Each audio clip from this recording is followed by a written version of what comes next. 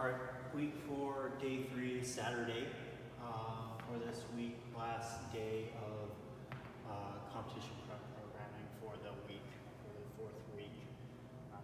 Should be settling into a groove on what we're doing here.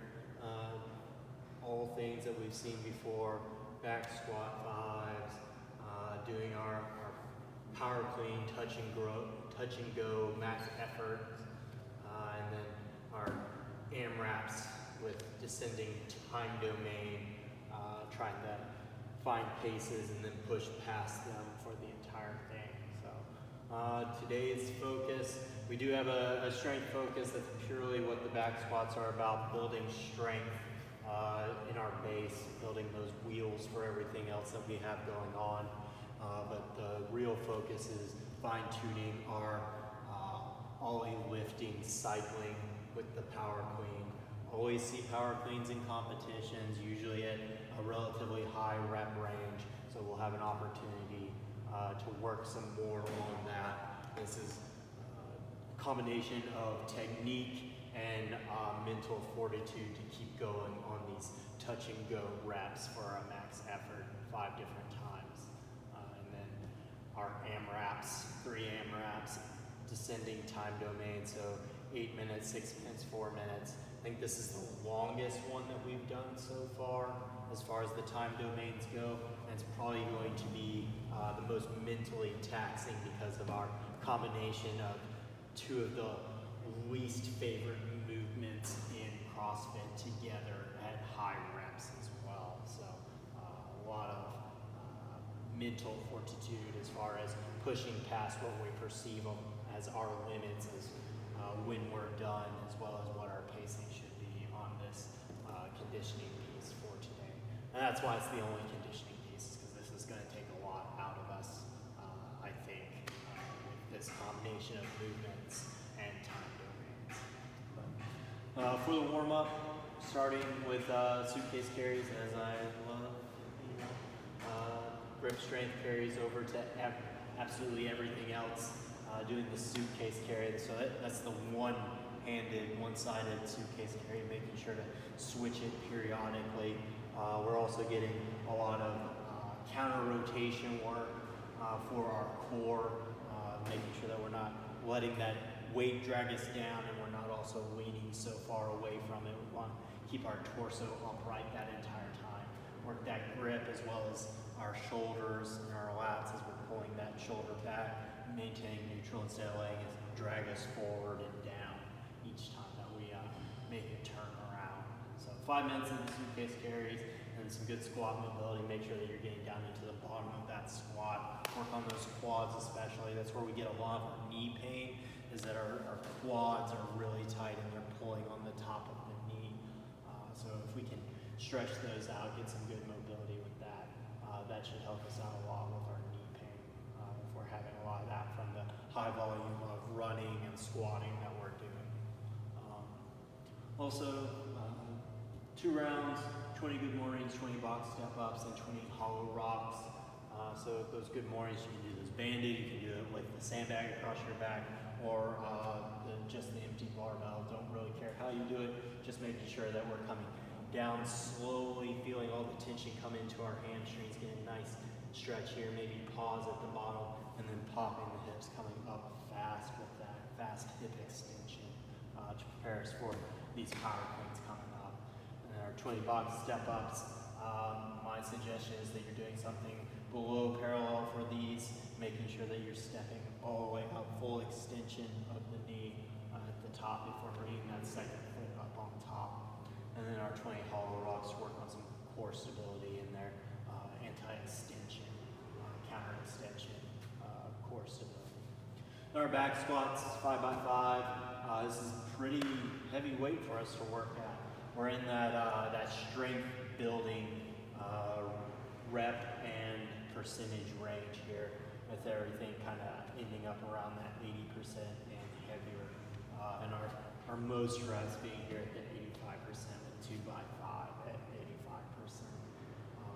Looking to go pretty heavy with this, but to also maintain that control of our positions as we're in that heavy back squat. So we only want to go as deep as we can control our body.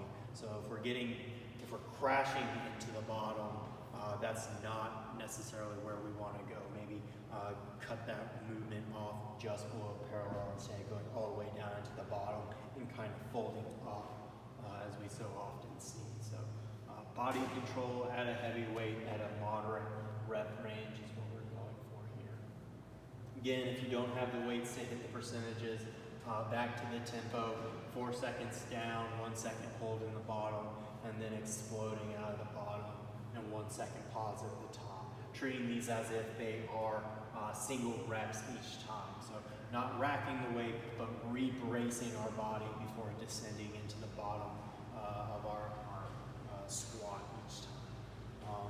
If you watch the video that I sent you, Kelly Starrett was talking about that bottom position, how we need to maintain control at the bottom, and that's really what mobility is. It's active stretch at the bottom, being able to maintain those positions, those proper positions at the bottom, and that's both a flexibility and a strength component. And the second video I sent was initiating not with our knees, not pushing our knees forward and sending them out way in front of our toes, but initiating with the hips and the knees at the same time, so that I'm sitting down rather than pushing forward and rolling up onto my toes and losing that balance. So I want to initiate by pushing the hips slightly back, but sinking down, and that's why my knees are unlocked. So they're not pushing forward necessarily so much as just cushioning that fall as I come down into the bottom. And we want to always be pulling ourselves down into the bottom of the squat. It's not just a drop, because then we don't have control of it. So back squats, 5x5, looking to be pretty heavy with those, but always under control as we try to build that base strength around our hips with those largest muscles in the body. Then strength 2, it's kind of a conditioning piece as well, because there is that max effort, touch and go kind of thing going into this. Oh yeah, sorry, I forgot. As far as the timings go, so only 10 minutes or so to get warmed up, because we're going to be taking about 20 minutes on our back squats. I want you to make sure, since it is pretty heavy, or you're doing that tempo, that you're taking a couple of minutes between each set to recover, so that we can attack the next set with all of our effort, all of our focus, all of our intensity. So 20 minutes on our back squat. So we should be at about 30 minutes into the workout by the time we get to strength 2 with those power cleans. So we're going to take about 5 minutes to get warmed up, working up to that 70 to 80% of the power clean.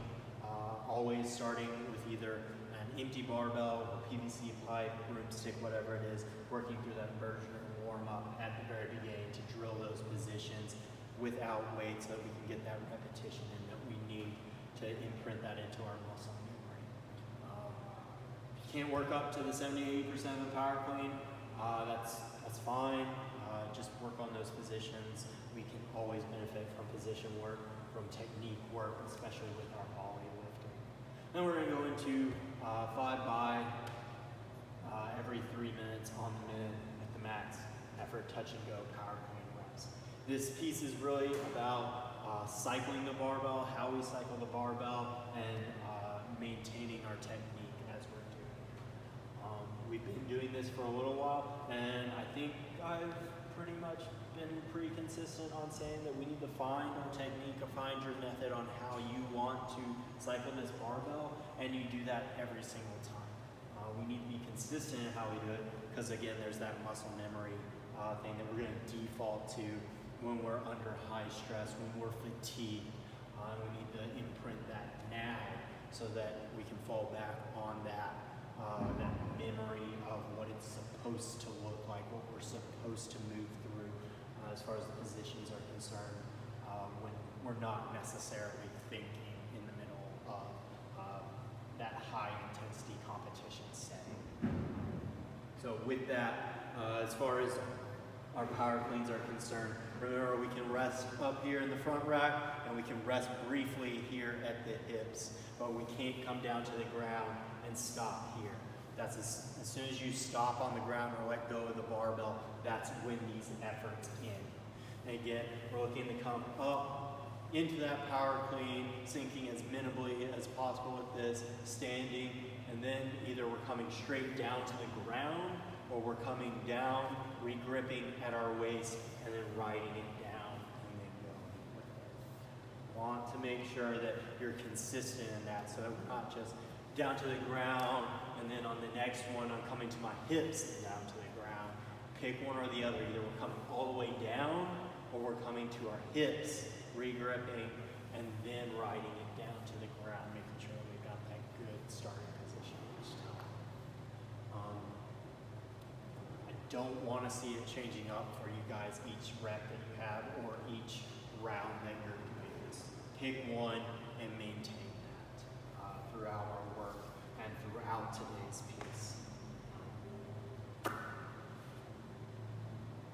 So that'll take us about 20 minutes from warming up the power clean to actually working through the rounds and cycling, doing that cycling practice, trying to imprint that movement pattern into our brains and our muscles.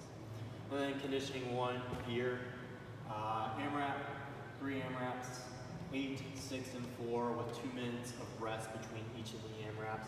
These are a little bit longer than what we have been doing. That's good. We should have already worked up to this point, so we're a little bit better prepared for this. But this is kind of a kick in the dick as far as the movements are concerned. 20 burpee box jump overs and 15 thrusters at that typically RX weight, at least that Fran RX weight anyways, at 95 and 65.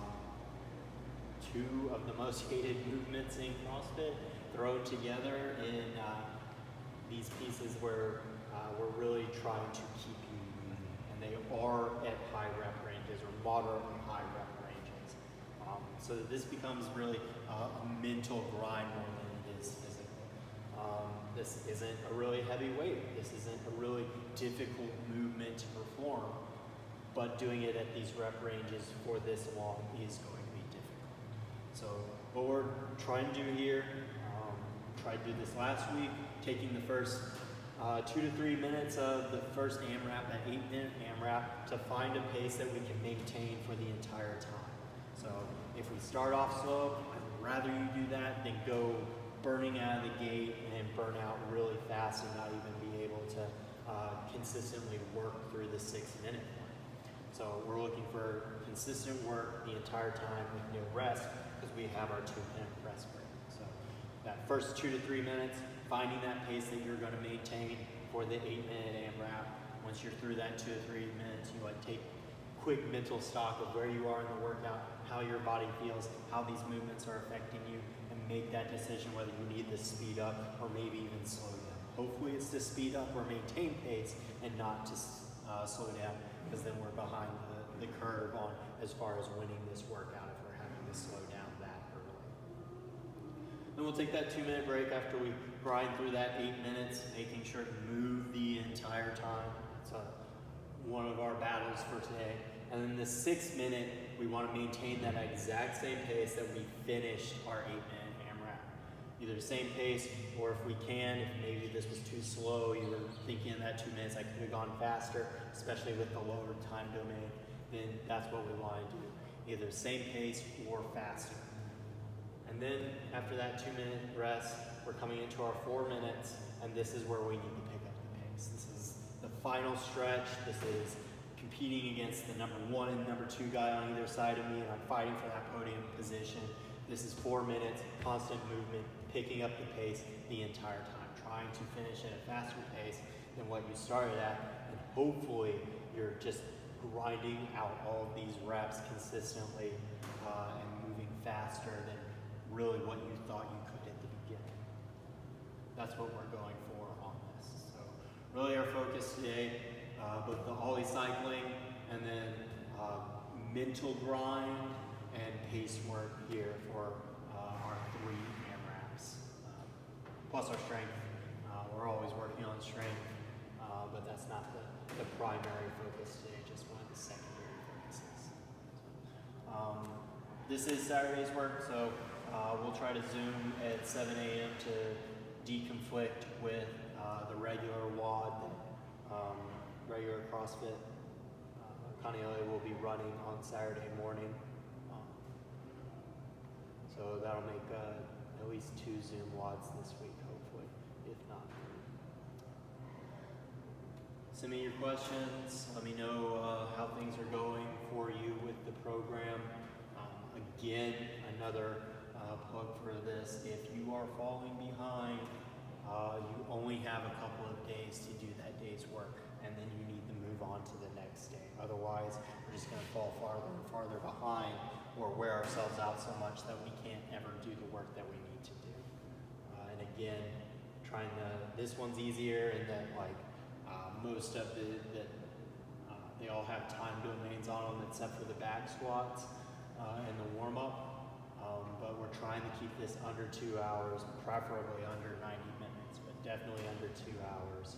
I do have times written out here on the board for you to try to hit, but again, this is moving from one piece to the other without really any rest there in between. After the back squats, you'll have a little bit of rest as you're building up to this power clean, heavy power clean single. But then as soon as we finish off with these touch and go power clean reps, we're loading up our bar and heading right into this AMRAP, these 3 by AMRAPs. So, yeah, I think that's about it for today. Keep the communication open, and I'll see you on Zoom.